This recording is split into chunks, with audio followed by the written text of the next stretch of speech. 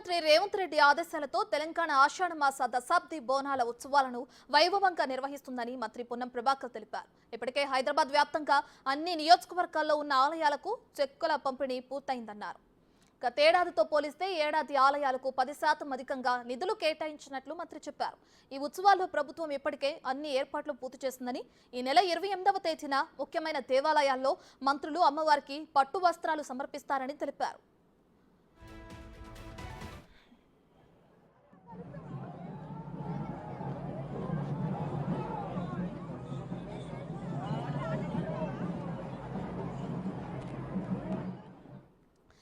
లాల్ దర్వాజా సింహవాహిని ఆలయంలో deputy CM Mallu బట్టి విక్రమార్క, అక్కన్న మాదమ్మ ఆలయం సాలిబండ మంత్రి దుద్దిల్ల శ్రీధర్ బాబు, భాగ్యలక్ష్మి ఆలయం చార్మినార్ మంత్రి కోమటిరెడ్డి వెంకటరెడ్డి, దర్బార్ మైసమ్మ టెంపుల్ కరువాన్ మంత్రి దామోదర రాజు నరసింహ, మహంకాళి టెంపుల్ మిరాలం మండి మంత్రి జూపల్లి కృష్ణారావు, నల్లపోచమ్మ ఆలయం సబ్జీ మండి మంత్రి తుమ్మల నాగేశ్వరరావు, కట్టమైసమ్మ ఆలయం చిలకలగూడ మంత్రి పొంగులేటి శ్రీనివాసరెడ్డి, కిలా మైసమ్మ ఆలయం ఎన్టీఆర్ నగర్ సరూర్ నగర్ మంత్రి సీతక్క, మహంకాళి సహిత మహాకాళేశ్వర స్వామి ఆలయం నాచారం మంత్రి ఉత్తమ్ కుమార్ రెడ్డి పట్టు వస్త్రాలు సమర్పించనున్నారు.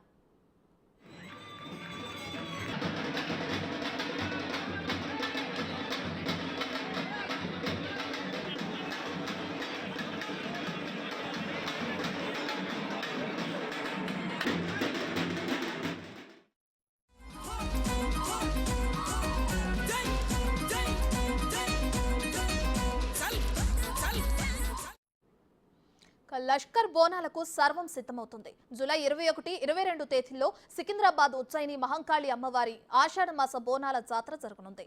బోనాల తొలి రోజు సీఎం రేవంత్ రెడ్డి అమ్మవారికి పట్టు వస్త్రాలు సమర్పించి దర్శించుకోనున్నారు. లక్షల మంది భక్తులు అమ్మవారికి బోనం సమర్పించుకోవటం సహా దర్శనం కోసం రాష్ట్ర నలుమూలల నుంచి రానున్నారు. ఈ నేపథ్యంలో బోనాల జాతరకు సంబంధించి అన్ని ఏర్పాట్లను అధికారులు పూర్తి చేస్తున్నారు.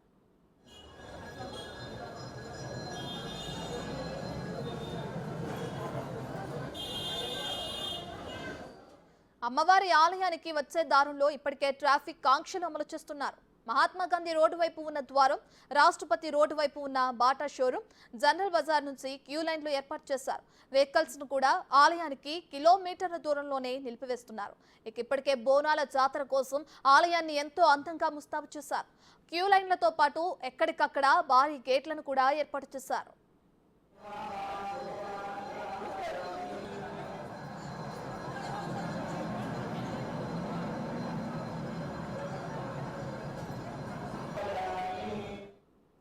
ఈ ఆషాఢ మాసం ప్రారంభమైనప్పటి నుంచి ఆలయానికి భక్తుల తాకిడి మొదలైందని ఆలయ ప్రధాన పూజారి వేణుమాధవ్ శర్మ తెలిపారు. 16 రోజుల పాటు అమ్మవారికి బోనాల సమర్పణ, ప్రత్యేక పూజలు ఉంటాయని అన్నారు. బోనాలు రంగు రోజుల్లో లక్షల మంది ఆలయానికి పోటెత్తుతారని తెలిపారు. ఈ నెల 21న తెల్లవారుజాము నుంచే అమ్మవారికి ప్రత్యేక పూజలు చేయడంతో బోనాల సమర్పణ ప్రారంభమవుతుందని పూజారి చెబుతున్నారు. ఉజ్జయిని మహంకాళి అమ్మవారికి బోనాల రోజు, ఆ తర్వాత రంగం రోజు చేసేటువంటి ప్రత్యేక పూజలకు సంబంధించి మనతోటి మిగతా వివరాలను తెలిపేందుకు ప్రధాన అర్చకులు ఉన్నారు. మిగతా విషయాలను ఆయన మాటల్లోనే అడిగి తెలుసుకుందాము. నమస్కారం పంతులు గారు. బోనాల రోజు, రంగం రోజు అమ్మవారికి ఎటువంటి ప్రత్యేక పూజలు ఆ రోజు ఏ విధంగా జరగబోతున్నాయి? శివామనన్యాం వివిధ కృఘావాం కాళీం కళామాలిని విశ్వవంద్యాం కకాల కట్వాంగదరాం నృముండమాలాయుషాం ద్వీకి చర్మ కరాధీనాం శుష్క మాంసాతి భైరవాం అతి విస్తారవదనాం లలజిగ్వాన్ దిగంగరాం ఏగం సంచింతయేత్ కాళీం శ్మశానాలయ వాసిని శ్రీ మహాకాళ్యంగా నమః. మహాకాళి ఆలయంలో ఇంచుమించుగా 250 సంవత్సరాల నుంచి జగన్మాత ఉజ్జయిని నుంచి వచ్చి ఈ భాగ్యనగరంలో సికింద్రాబాదు పట్టణంలో అమ్మవారు జగదేక మాత మహాకాళి భక్తజనులని అలరించడానికి, ఆశీర్వదించడానికి ప్రతి సంవత్సరం ఆషాఢ మాసంలో మొట్టమొదటిగా వచ్చేటువంటి ఆదివారం నాడు ఘట స్వరూపిణిగా అలంకృతయ్యి అమ్మవారు అత్తగారింటి నుంచి పుట్టింటికి వస్తుంది అనేది తెలంగాణ లష్కరులో ఒక ప్రాశస్త్యం. ఈ లష్కరులో మొట్టమొదటిగా గోనాల పండగ, గోనాల సందడి, గోనాల యొక్క వైశిష్ట్యాన్ని తెలియజేసేటువంటి పండగే లష్కర్ గోనాలు. ఈ లష్కర్ గోనాలు మొట్టమొదటగా ఈ ప్రాంతంలో మొదలయ్యి అమ్మవారి దేవాలయాలు కోట్లుగా ఉన్న లక్షలుగా ఉన్నప్పటికీ కానీ లష్కర్ గోనాలుగా ప్రసిద్ధికి ఎక్కినటువంటి దేవాలయం ఈ భాగ్యనగరంలో లష్కర్లో మాత్రమే మొదలైంది. అయితే 15 రోజులు అమ్మవారు గ్రామ సంచారం చేసి 15వ రోజు తెల్లవారుజామున అభిషేక అనంతరం ఆగరణ పూజతో అమ్మవారి దేవాలయం యొక్క ద్వారాలు మహాహారతితో తెరుచుకొని కొడతాయి. ఈ రోజున విశేషంగా అభిషేకం కానీ,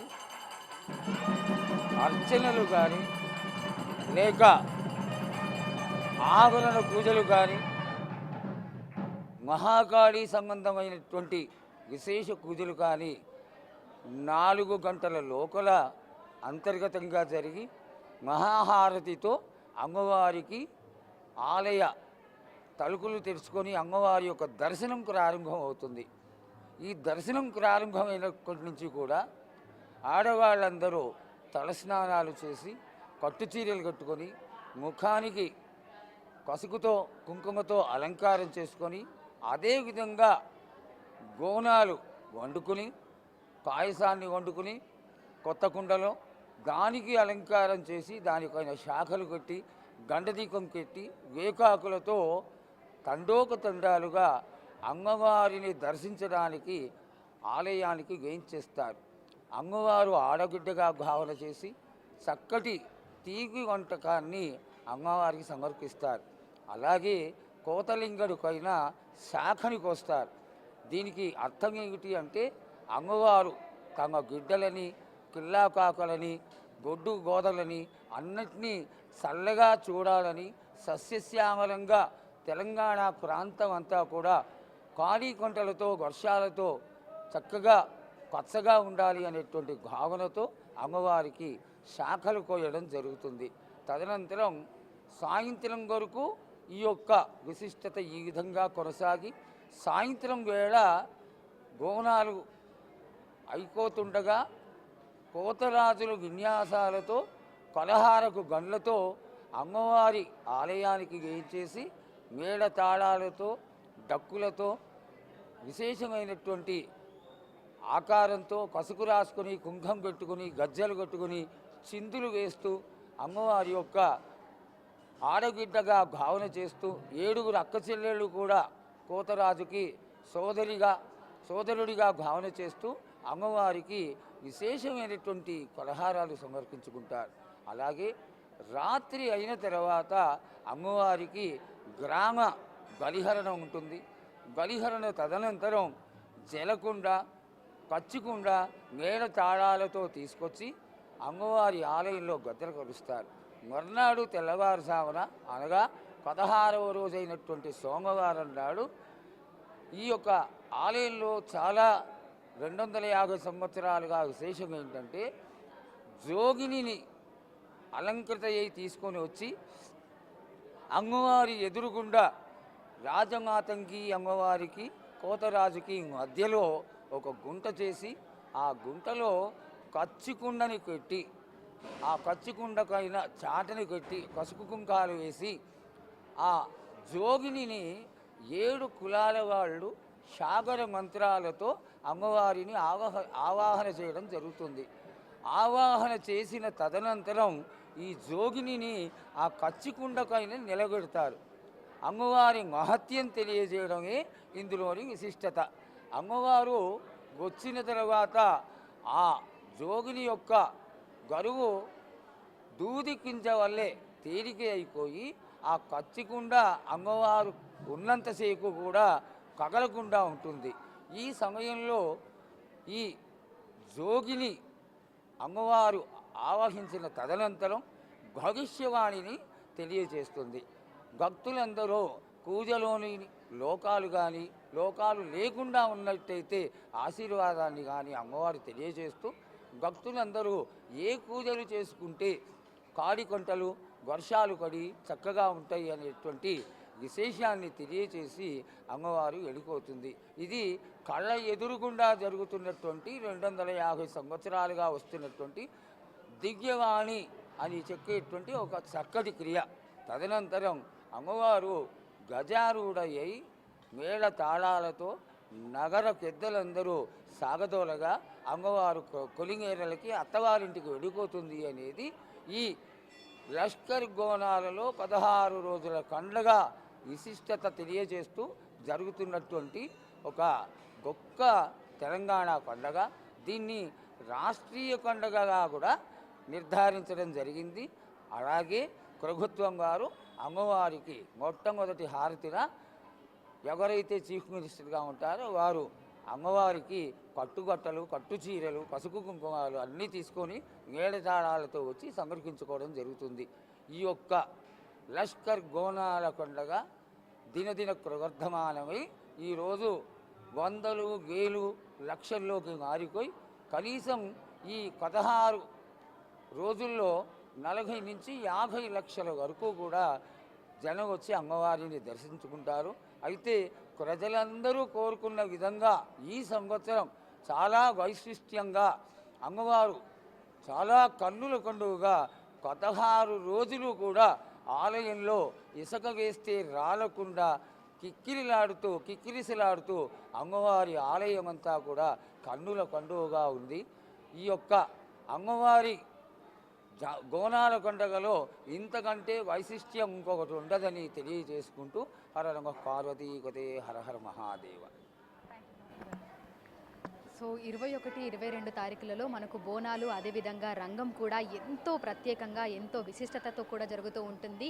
ఈ బోనాల జాతరను వీక్షించడానికి, అమ్మవారికి బోనాలను సమర్పించేందుకు, అదేవిధంగా దర్శనం చేసుకునేందుకు నగరం నలుమూలల నుంచే కాకుండా రాష్ట్రంలోని అన్ని జిల్లాల నుంచి, అదేవిధంగా చుట్టుపక్కల రాష్ట్రాల నుంచి కూడా పెద్ద సంఖ్యలో భక్తులు అయితే తరలి వస్తుంటారు.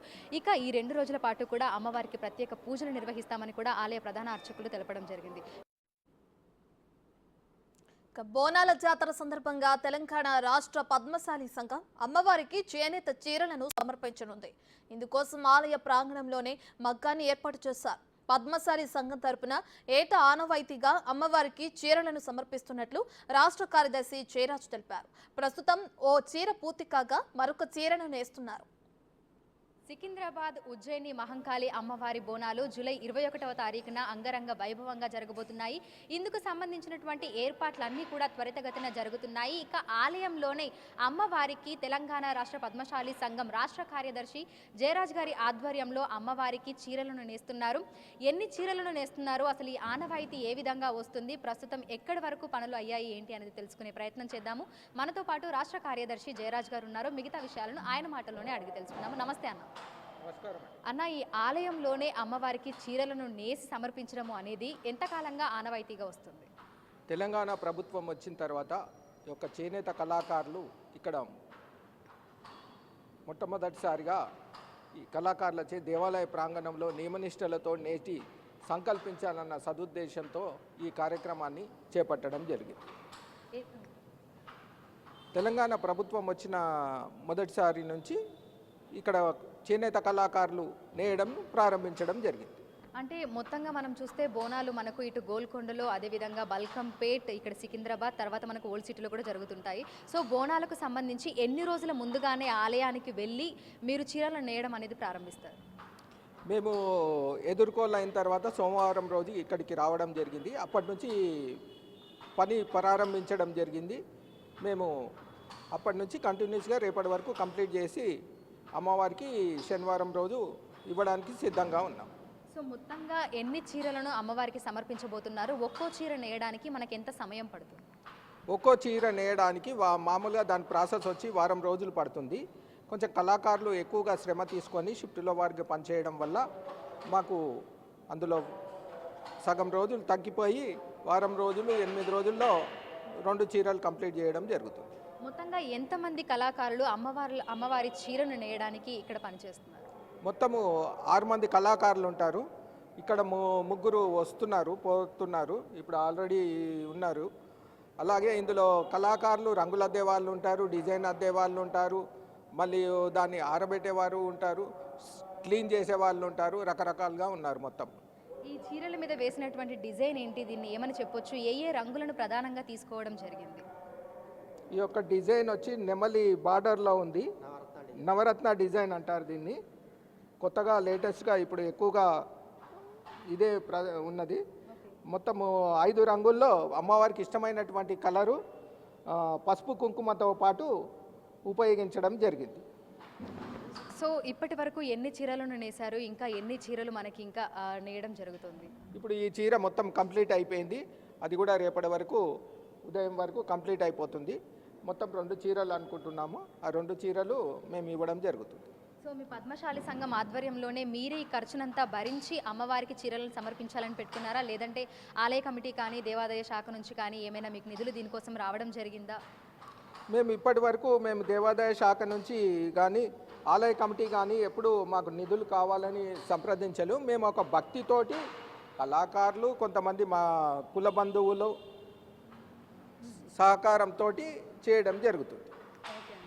సో మనం చూసినట్లయితే కూడా అమ్మవారి కోసం ఎంతో భక్తి శ్రద్ధలతో కూడా అమ్మవారికి ఇష్టమైనటువంటి రంగుల్లో చీరలను నేస్తున్నారు, చేనేత చీరలను అయితే నేస్తున్నారు. సో మనం ఒకసారి ఈ చీరలను పరిశీలించవచ్చు. మనకి గులాబీ రంగులో పసుపు కుంకుమలు తెలిసే విధంగా కూడా మనకు పసుపుతోటి, అదేవిధంగా గులాబీ రంగు, నీలం రంగు ఇవన్నీ కలిపి కూడా ఎంతో అందంగా ఈ చీరను అయితే నేశారు. కింద మనకు బార్డర్ చూసినట్లయితే కూడా నెమలులు వచ్చే విధంగా కూడా, నెమలులు పువ్వులు వచ్చే విధంగా కూడా బార్డర్ అయితే మనకు కనిపిస్తుంది. మొత్తంగా ఈ చీర అంతా కూడా ఎంతో అందంగా, ఎంతో ఓర్పుతో కూడా ఎంతో మంచిగా నేసినట్టుగా కూడా మనకు కనిపిస్తుంది. ఇక వెనకాల కూడా మనం చూడవచ్చు, ఇంకొక చీర కూడా మనకు అమ్మవారికి సమర్పించేందుకు కూడా సిద్ధమవుతుంది. ఇక ఈ చీరను మనం ప్రధానంగా చూసుకున్నట్లయితే కూడా మనకి ఎరుపు పసుపు రంగులలో కూడా, అంటే పసుపు కుంకుమ అవి మనకి కనిపించే విధంగా కూడా, ప్రతిబింబించే విధంగా కూడా ఈ చీరను నేస్తున్నారని చెప్పొచ్చు. ఇది కూడా ఎంతో అందంగా కూడా ముస్తాబవుతుంది. మొత్తంగా ఇది మనకి పసుపు రంగులో వస్తుంది. ఇక బార్డర్ మనం చూసినట్లయితే కూడా గులాబీ రంగులో ఉంది. లోపల మనకు వచ్చినటువంటి ప్రింట్ ఏదైతే ఉందో ఇది మనకు ఎరుపు, అదేవిధంగా గ్రీన్ కలర్లో కూడా మనకి ఇక్కడ ప్రింట్ అయితే చేస్తున్నారు. సో మొత్తంగా మనం చూసినట్లయితే కూడా తెలంగాణ పద్మశాలి సంఘం ఆధ్వర్యంలో మనకు బోనాల సందర్భంగా కూడా బల్కంపేటలోని అమ్మవారికి అక్కడే ఆలయ ప్రాంగణంలోనే ఈ విధంగా ఒక సెటప్ని ఏర్పాటు చేసుకొని అక్కడే అమ్మవారికి చీరలను నేసి సమర్పించడం జరిగింది. ఇక రానున్నటువంటి ఉజ్జయిని మహంకాళి అమ్మవారి బోనాలకి సంబంధించి అమ్మవారికి చీరలను సమర్పించేందుకు కూడా ఇక్కడే సెటప్ చేసుకున్నారు. సో మొత్తంగా 2 చీరలను అయితే పద్మశాలి సంఘం తరపున అమ్మవారికి సమర్పించినట్లుగా కూడా కార్యదర్శి మనకు తెలపడం జరిగింది. బోనాలు రంగం రోజు దాదాపు 25 లక్షల మంది భక్తులు అమ్మవారిని దర్శించుకునేందుకు వస్తారని ఆలయ కమిటీ బోర్డు మెంబర్స్ అంచనా వేస్తున్నారు. అందుకు అనుగుణంగా భక్తులకు ఎలాంటి అసౌకర్యం కలగకుండా ఏర్పాట్లను పూర్తి చేస్తున్నట్లు చెబుతున్నారు. పోలీస్ శాఖ, ట్రాఫిక్, మెడికల్, ఎలక్ట్రిసిటీ, జీహెచ్ఎంసీతో సమన్వయమయ్యి అన్ని జాగ్రత్తలు తీసుకుంటున్నామని అన్నారు. సికింద్రాబాద్ ఉజ్జయిని మహంకాళి అమ్మవారి బోనాలకి సంబంధించి ఏర్పాట్లన్నీ కూడా జరుగుతున్నాయి. ఇప్పటికే అధిక సంఖ్యలో భక్తులు వచ్చి అమ్మవారిని దర్శించుకుంటున్నారు, బోనాలను కూడా సమర్పించుకుంటున్నారు. ఇక జూలై 21వ తేదీన అమ్మవారికి బోనాల సమర్పణ పెద్ద ఎత్తున జరగబోతుంది. మరి ఇందుకు సంబంధించి ఏర్పాట్లు ఏ విధంగా చేస్తున్నారు, వచ్చేటువంటి భక్తులకు ఎటువంటి అసౌకర్యం కలగకుండా ఎటువంటి వసతులు కల్పిస్తున్నారు ఏంటి అనేది తెలుసుకునే ప్రయత్నం చేద్దాము. ప్రస్తుతం మనం ఉజ్జయిని మహంకాళి అమ్మవారి ఆలయంలో ఉన్నాము. మనతో పాటు ఆలయ కమిటీ బోర్డు మెంబర్స్ ఉన్నారు. మిగతా విషయాలను వాళ్ళ మాటల్లోనే అడిగి తెలుసుకుందాము. నమస్తే అన్న. సికింద్రాబాద్ ఉజ్జయిని మహంకాళి అమ్మవారికి బోనాలను సమర్పించడానికి ఎక్కడెక్కడి నుంచో అనేక మంది భక్తులు వస్తుంటారు. తెలంగాణ నుంచి వస్తారు, మన మహారాష్ట్ర నుంచి వస్తారు, కర్ణాటక నుంచి వస్తారు. మొత్తం ఇది స్టేట్ ఫెస్టివల్ అమ్మా. అయితే ఇందుకోసం ఎటువంటి ఏర్పాట్లు అనేవి చేస్తున్నారు? ప్రతి బోనం లైన్, లేడీస్కు బోనం లైన్ సపరేట్ చేస్తున్నాము, మళ్ళా ప్రజలకు సపరేట్ ఉంటుంది, అందరికీ ఫెసిలిటీస్ ఫుల్ ఉన్నది, ఏం దోకలేదు. ఆ రోజు అంటే జూలై 21వ రోజు ఎన్ని గంటల నుంచే మనకి ఫ్లోటింగ్ అనేది మొదలైపోతుంది? దీన్ని దృష్టిలో పెట్టుకొని ఇటు మంచినీటి సౌకర్యమే కానీ, లేదంటే మెడికల్ ఫెసిలిటీసే కానీ, అవన్నీ ఏ విధంగా ఏర్పాటు చేస్తున్నారు? మార్నింగ్ 4 o'clock నుంచి దర్శనం స్టార్ట్ అవుతుందమ్మా. మళ్ళీ వాటర్ వర్క్స్ ఏమో వాళ్ళు వాటర్ ఫ్రీ ఉచితంగా వాటర్ ఇస్తున్నారు. హెల్త్ క్యాంప్స్ 4-5 ఉన్నాయి, హెల్త్ క్యాంప్స్ ఉన్నాయి. సో ఎక్కడెక్కడ నుంచి మనకు బ్యారిగేడ్స్ అనేవి పెట్టడం జరిగింది? క్యూ లైన్లు ఎక్కడెక్కడ నుంచి ఉన్నాయి? జేమ్స్ స్ట్రీట్ పోలీస్ స్టేషన్ నుంచి స్టార్ట్, మళ్ళీ ఆడికెళ్ళి మళ్ళీ జ్యోతి స్టూడియో నుంచి స్టార్ట్, మళ్ళీ ఆర్పీ రోడ్, బోనం లైన్ సపరేట్ ఆర్పీ రోడ్ నుంచి ఉంటుంది లేడీస్కి. సో ఇప్పటికే మనకు అధిక సంఖ్యలో భక్తులు వస్తున్నారు, అమ్మవారిని దర్శించుకుంటున్నారు. సో ఎన్ని రోజుల ముందు నుంచి మనకి ఇదంతా మొదలైపోయింది? ఇది ఆల్రెడీ 15 డేస్ నుంచి స్టార్ట్ అయిందమ్మా. 7th నుంచి స్టార్ట్ అయింది వచ్చుడు జనాలు. సో 21వ తారీఖు మనకు బోనాల సమర్పణ ఉంటుంది. 22వ తారీఖు నాడు మనకు రంగం ఉంటుంది. సో దీనికి సంబంధించి ఇటు పోలీస్ సిబ్బంది కానీ మిగతా శాఖలతో కానీ ఆలయ కమిటీ వాళ్ళు ఏ విధంగా మీరు సమన్వయం అయ్యి ఇదంతా చేస్తున్నారు? ఆల్ డిపార్ట్మెంట్ వాళ్ళు మాకు సహకరిస్తున్నారమ్మా. అన్ని డిపార్ట్మెంట్ వాళ్ళు, roads and building, police department వాళ్ళు మాకు సహకరిస్తున్నారు. అన్ని డిపార్ట్మెంట్ వాళ్ళు, హెల్త్ అండ్ శానిటేషన్ వాళ్ళు అందరు సహకరిస్తున్నారు. ఈ ఫెస్టివల్ స్టేట్ ఫెస్టివల్ కాబట్టి అందరు సహకరిస్తున్నారు. మా ముఖ్యమంత్రి రేవంత్ రెడ్డి గారు మార్నింగ్ దర్శనం చేసుకుంటున్నారు 11 గంటలకు సండే రోజు.